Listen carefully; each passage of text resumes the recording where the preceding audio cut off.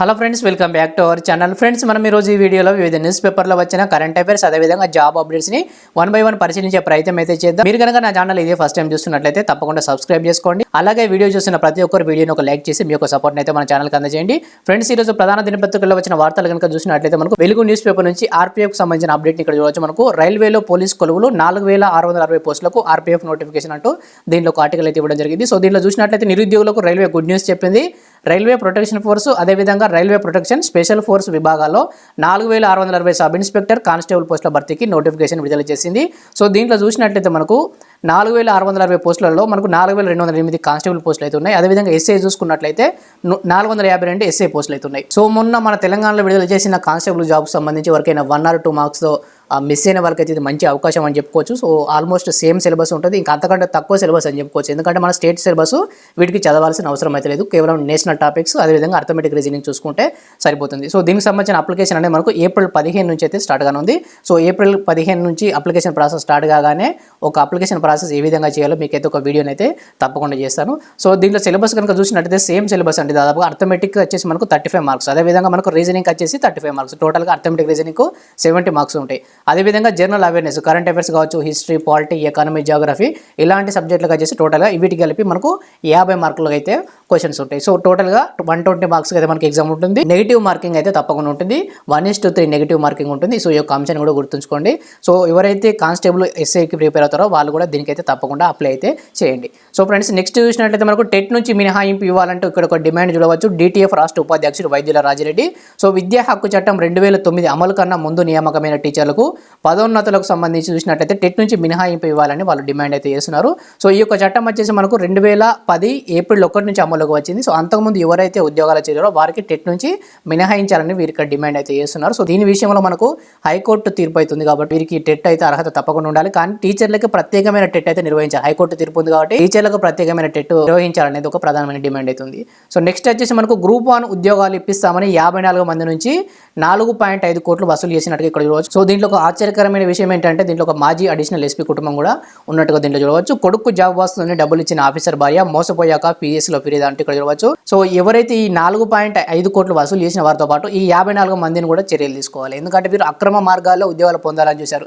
ఒకవేళ వీరు నిజంగానే ఉద్యోగాలు ఇప్పిస్తే మాత్రం 54 ఉద్యోగాలు అంటే ఆల్మోస్ట్ దీంట్లో ఉన్న చాలా వరకు ఉద్యోగాలన్నీ వీళ్ళకే వెళ్ళిపోయే అవకాశం ఉంటుంది.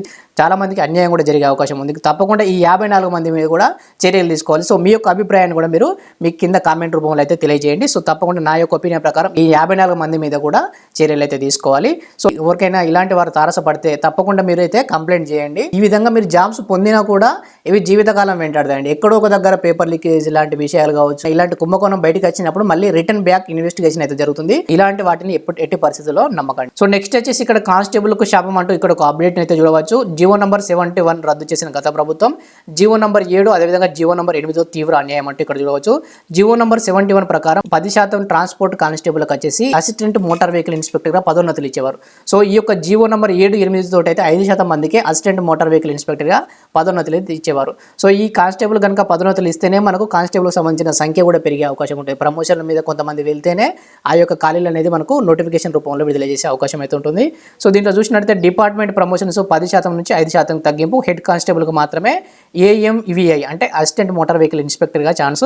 30 ఏళ్ళు అయినా అదే పోస్టుతో రిటైర్మెంట్. 2011 నుంచి ఈ యొక్క డిపార్ట్మెంట్లో ప్రమోషన్ లేవన్న అంశాన్ని ఇక్కడ ప్రధానంగా ఇచ్చారు. సో తప్పకుండా వీళ్ళకి ప్రమోషన్లు ఇస్తేనే మనకు ఖాళీల వివరాలు అయితే సమగ్రంగా తెలిసే అవకాశం అయితే ఉంటుంది. తప్పకుండా ప్రమోషన్లు అయితే ఇవ్వాలి. సో నెక్స్ట్ చూసినట్లయితే మనకు టెట్కి సంబంధించి 13,123 దరఖాస్తులు ఇప్పటివరకు వచ్చినట్టుగా మనకు విద్యాశాఖ అయితే వెల్లడించింది. సో ఫీజు విషయంలో ఇక ప్రభుత్వం నుంచి స్పష్టత రాదని అందరికైతే అర్థమైపోయింది. సో వీలైనంత తొందరగా మీరు కూడా అందరూ అయితే అప్లై చేసుకోండి.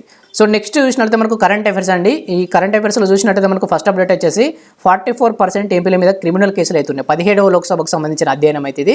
సో దీన్ని అధ్యయనం చేసిన సంస్థ వచ్చేసి మనకు ADR association for democratic reforms. Supreme court తీర్పుల్లో కూడా అసోసియేషన్ డెమోక్రటిక్ రిఫార్మ్స్ అనేది మనకు వార్తలు అయితే వస్తుంది. సో దీని యొక్క రిపోర్ట్ మీరు ఖచ్చితంగా గుర్తుంచుకునే ప్రయత్నం అయితే చేయండి. సో మనకు 17వ లోక్సభలో ఎంపీల పర్సెంటేజ్ వచ్చేసి 15%. అదేవిధంగా 73% మంది ఎంపీలు గ్రాడ్యుయేట్ అంటే డిగ్రీ పూర్తి చేసిన వారే ఉన్నారంటూ దీంట్లో ఇవ్వడం జరిగింది. సో లోక్సభ సిట్టింగ్ ఎంపీలో ఎంపీలో 44% మంది అంటే 225 మంది మీద క్రిమినల్ కేసులు అవుతున్నాయి. అదేవిధంగా దీనిలో చూసినట్లయితే మొత్తం ఎంపీలో 5% బిలియనీర్లు అంటే 100 కోట్ల కంటే ఎక్కువ సంపద కలిగి ఉన్నవారు కూడా ఉన్నారు. అదేవిధంగా గతంలో ఎంపీలు ఎన్నికల సంఘానికి సమర్పించిన అఫిడవిట్లపై ఏడీఆర్ అయితే అధ్యయనం చేసింది. అందులో వివరాలపై నివేదిక విడుదల చేసింది.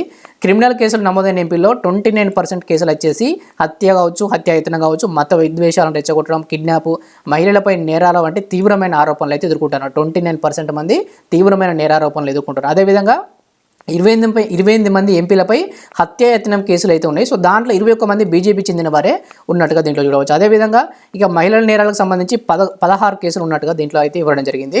సో టోటల్గా ఇక్కడ చూసినట్టయితే మనకు కోటీశ్వరులు ఎక్కువగా ఏ పార్టీలో ఉన్నారంటే కాంగ్రెస్, అదేవిధంగా బీజేపీలోనే ఎక్కువ కోటీశ్వరులు ఉన్నట్టుగా ఇవ్వడం జరిగింది. సో అత్యంత ధనిక ఎంపీ కనుక చూసుకున్నట్లయితే మనకు కాంగ్రెస్కి చెందిన నకుల్ నాథ్ మొదటి స్థానంలో ఉన్నారు. సో దీంట్లో థర్డ్ ప్లేస్లో మన తెలుగు రాష్ట్రాలకు సంబంధించిన త్రిబులార్ రఘురామకృష్ణరాజు కూడా ఉన్నారు. ఈయన థర్డ్ ప్లేస్లో ఉన్నారు. సెకండ్ ప్లేస్లో వచ్చేసి డీకే సురేష్ గారు ఉన్నట్టుగా ఇక్కడైతే ఇవ్వడం జరిగింది. సో ఎక్కువ కేసులు వచ్చేసి మన తెలంగాణ, మహారాష్ట్ర, బీహార్, ఆంధ్రప్రదేశ్, హిమాచల్ రాష్ట్రాల నుంచే ఎక్కువ కేసులు నమోదైనట్టుగా దీంట్లో ఇవ్వడం జరిగింది. సో ఈ యొక్క అంశాన్ని గుర్తుపెట్టుకోండి. సో టోటల్గా ఎంపీలు వచ్చేసి 73% గ్రాడ్యుయేట్లు ఉన్నారు. ఇది ఒక మంచి పరిణామం అని చెప్పుకోవచ్చు. చదువుకున్న వారు 73% మెంబర్స్ అయితే ఉన్నట్టుగా దీంట్లో చూడవచ్చు. సో ఈ 18 లోక్సభ ఎన్నికల వరకు ఇది మరింత పెరిగే అవకాశం కూడా ఉంటుంది. సో ఈ యొక్క అంశాన్ని కొంచెం గుర్తుపెట్టుకోండి. 44% ఎంపీల మీద క్రిమినల్ కేసులు, అదేవిధంగా మహిళా ఎంపీల పర్సెంటేజ్ వచ్చి 15% అని గుర్తుపెట్టుకోండి. సో నెక్స్ట్ వచ్చేసి సేమ్ అప్డేట్ లోక్సభ సభ్యుల్లో 225 మంది మీద క్రిమినల్ కేసులు నమోదైనట్టుగా. సో నెక్స్ట్ వచ్చేసి మనకు ఎన్నికల సంఘానికి సంబంధించి విజిల్ ఊదేస్తున్నారంటూ ఇక్కడ ఒక అప్డేట్ చూడవచ్చు. సార్వత్రిక సమరం వేళ ఎన్నికల ప్రవర్తన నియమావళి ఉల్లంఘనలపై ఫిర్యాదు చేసేందుకు కేంద్ర ఎన్నికల సంఘం అందుబాటులోకి తెచ్చిన సి విజిల్ యాప్ను ప్రజలు సమర్థవంతంగా వినియోగించారు. సో దీనికి సంబంధించి ఇంతవరకు అయితే 79,000కు పైగా ఫిర్యాదులు వచ్చినట్టుగా దీంట్లో ఇవ్వడం జరిగింది. సో ఇందులో 99%కు పైగా ఫిర్యాదులు పరిష్కరించామని కేంద్ర ఎన్నికల సంఘం అయితే తెలిపింది. సో ఈ యొక్క యాప్ పేరు అయితే గుర్తుపెట్టుకోండి, సి విజిల్. అదేవిధంగా మనకు ఆ ఎన్నికల ప్రచార కార్యక్రమాలకు సంబంధించి ఆన్లైన్లో అనుమతులు ఇవ్వడానికి ఒక పోర్టల్ను ప్రారంభించింది కేంద్ర ఎన్నికల సంఘం. ఆ పోర్టల్ నేమ్ కూడా గుర్తుంచుకోండి, సువిధా పోర్టల్. సువిధా పోర్టల్ ద్వారా ఎవరైతే పోటీ చేస్తారో అభ్యర్థులు ఎన్నికల ప్రచార కార్యక్రమాలకు సంబంధించిన పర్మిషన్స్ దాంట్లో మీరు రిక్వెస్ట్ పెట్టుకుంటే సువిధా పోర్టల్ ద్వారానే ఆన్లైన్ ద్వారా అనుమతులు అయితే ఇస్తారు. ఈ యొక్క పోర్టల్ నేమ్ కూడా గుర్తుపెట్టుకోండి. సో నెక్స్ట్ వచ్చేసి మనకు ఫోన్ ట్యాపింగ్ సంబంధించిన అంశం అండి. ఇది ఎక్కువ రాజకీయపరమైన అంశమే కానీ దీంట్లో ఒక కరెంట్ అఫేర్ క్వశ్చన్ అవుతుంది. సో దీంట్లో చూసినట్టయితే టెలిగ్రాఫ్ యాక్ట్ అండి. దేశంలోని మొదటిసారి ఐటీఏ కింద కేసు నమోదు, చెంచలగూడ జైలుకు రాధాకిషన్ రావు, అదేవిధంగా 14 రోజుల రిమాండ్. సో దీంట్లో చూసినట్లయితే ఈ చట్టం ప్రకారం ఇంతవరకు ఏ కేసు అయితే నమోదు కాలేదు. తొలిసారిగా ఈ కేసును నమోదు చేయాలి, ఈ చట్టం కింద కేసు నమోదు చేయాలని తెలంగాణ ప్రభుత్వం అయితే భావిస్తుంది. దీనికి సంబంధించి జడ్జి నుంచి అనుమతి అయితే కోరారు. అనుమతిస్తే దేశంలోని తొలి టెలిగ్రాఫ్ యాక్ట్ కింద నమోదైన కేసుగా అయితే మన ఫోన్ ట్యాపింగ్ కేసు అయితే నిలవనుంది. ఉంది. సో అనుమతి వచ్చిన తర్వాత దీనికి సంబంధించిన ఫుల్ డీటెయిల్స్ అయితే వచ్చే అవకాశం అయితే ఉంటుంది. సో నెక్స్ట్ ఇక్కడ చూడవచ్చు మీరు నిందితులపై టెలిగ్రాఫ్ చట్టం అని. సో ఈ చట్టం కింద కేసు కనుక నమోదై రుజువు అయితే 3 సంవత్సరాల నుంచి 10 సంవత్సరాల వరకు కూడా జైలు శిక్ష విధించే అవకాశం అయితే ఉంటుంది. సో నెక్స్ట్ వచ్చేసి మెరుగవుతున్న బ్యాంకులు అంటూ ఇక్కడ ఒక అప్డేట్ చూడవచ్చండి. సో 2024-25 చివరి నాటికి 2.1%కి తగ్గనున్న స్థూల ఎన్పిఏ. సో దీనికి సంబంధించి ఒక రిపోర్ట్ అయితే వచ్చింది. సో ఎన్పిఏ అంటే నాన్ పర్ఫార్మింగ్ అసెట్స్ అండి. మనకు విజయ్ మాల్యా లాంటి, నీరవ్ మోడీ లాంటి మొండి బకాయిలు ఉన్నాయి కదా, వారు ఇలాంటి చెల్లించకుండా దేశాలు విడిచి వెళ్ళిపోయారు కదా. సో అలాంటి వాటిని ఎన్పిఏలు అంటారు, నాన్ పర్ఫార్మింగ్ అసెట్స్, నిరర్ధక ఆస్తులు అంటారు. సో ఇవి తగ్గినట్టుగా అయితే ఒక రిపోర్ట్ అయితే వచ్చింది. సో 2.1% అయితే స్థూల ఎన్పిఏ తగ్గినట్టుగా ఇందులో ఇవ్వడం జరిగింది. సో గత కొంతకాలంగా భారతీయ బ్యాంకింగ్ వ్యవస్థ ఎన్పిఏ సమస్యను అయితే ఎదుర్కొంటుంది. అయితే ప్రస్తుత ఆర్థిక సంవత్సరం ఆఖరి నాటికి దేశీయ బ్యాంకుల స్థూల ఎన్పిఏ 2.1% వరకు మెరుగవనుందని నివేదికను అయితే వెల్లడించింది. సో బ్యాంకుల్లో ఊహించని మెరుగుదల కనిపించింది. దేశీయ రేటింగ్ ఏజెన్సీ కేర్ రేటింగ్స్ ఈ నివేదికను అయితే విడుదల చేసింది. సో కేర్ రేటింగ్స్ ప్రకారం భారతీయ బ్యాంకుల యొక్క ఎన్పిఏ పర్సెంటేజ్ ఏంటంటే 2.1%. ఎన్పిఏ అంటే గుర్తుపెట్టుకోండి, నాన్ పర్ఫార్మింగ్ అసెట్స్, మొండి బకాయిలు అని అంటారు. సో ఇవి అండి మనకి ఈరోజు వార్తల నుంచి ఇంపార్టెంట్ ఎడ్యుకేషన్ అప్డేట్స్. సో మనకి ఎన్నికల సమయం కాబట్టి మన కరెంట్ అఫైర్స్ కావచ్చు, జాబ్కి సంబంధించిన అప్డేట్స్ కొద్దిగా తక్కువగా వస్తాయి. థ్యాంక్ యూ ఫర్ వాచింగ్ అండి. Thank you.